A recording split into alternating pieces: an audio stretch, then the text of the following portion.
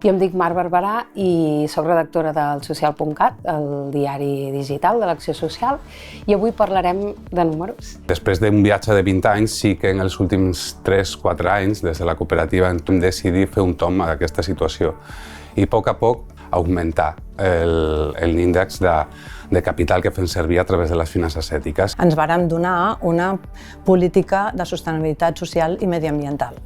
Un d'ells era prioritzar l'ús també de finances ètiques també a nivell bancari. Tenim una part de la nostra operativa molt clarament posada aquí. El tracte és molt personalitzat, tenim una atenció que és això, que és molt eficaç. Des de l'inici el procediment era molt clar. Havíem de fer unes disposicions que havien d'enviar una documentació i fèiem la disposició i gairebé el dia següent teníem els diners disponibles en compte. Nosaltres tenim moltíssimes assegurances perquè tenim 7 centres de menors, 7 pisos per majors d'edat, moltíssims projectes de serveis d'intervenció socioeducativa, tot ho tenim a mans. I el bo que té les llars és que et coneixen.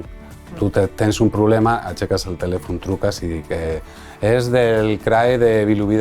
Vale, doncs espera, que el company del CRAE és aquest, tot i ser molt grans, tenen una part de relació personal que és molt d'agrair. Hem d'apostar, nosaltres també, hem de ser capaces de prendre decisions i apostar per organitzacions que també tinguin aquesta mateixa filosofia. Ho trobem com una alternativa realment vàlida a la banca tradicional.